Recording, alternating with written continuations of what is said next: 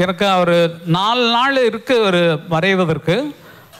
சத்தியமாக சொல்கிறேன், என்னுடைய விதிப்படியோ என்னுடைய ஆத்மாவின் படியோ நான் சொல்கிறேன், 4 நாளாக எனக்கு ஏனோ வீட்டில் சாப்பாடு பண்ணால் சாப்பிட முடியல.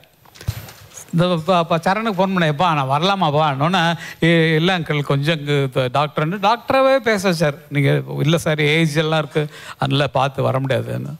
நானும் ஏதோ பண்ணிப்பா நடக்காது. ஆனால் இந்த தாக்கம் நிச்சயமாக சத்தியமாக சொல்லுகிறேன், ஒரு வேளை சாப்பிட்றதே பெரிய இதாக இருக்கும். 2 வாய்க்கு மேலே சாப்பிட முடியாது. என்னமோ ஒன்று அழுத்திக்கிட்டுன்றதுனால அது அப்படி சாப்பிட முடியாமல் போய் அதிலே நியூஸை கேட்ட உடனே என்ன பார்க்குறதா பிரபு அங்கேருந்து ஃபோன் பண்ணுறான், என்னால் முடியல, அப்படியாடான்னு கத்துறேன், அழுதுகிட்டே வச்சுறேன் ஃபோனை. அதே மாதிரி மறுபடியும் அவன் பார்க்குற வரைக்குமே அதே மூடில் தான் மறுபடியும் எழுப்பணும் போயிட்டு வரடான்ற மாதிரி கத்திட்டு, அந்த மாதிரி உணர்வுபூர்வமான ஒரு உயிரில் கலந்த ஒரு நண்பனை இழந்துட்டோம். அப்படிங்கிறது ஒரு இதாக இருந்தாலும் அவரது இசை நமக்கு என்றும் நம் வாழ்வில் தாளாட்டி கொண்டே இருக்கும். அப்படிங்கிறது தான் உண்மையான ஒரு, எந்த பாட்டு எடுத்தாலும் சரி மறக்க முடியாத உறவு.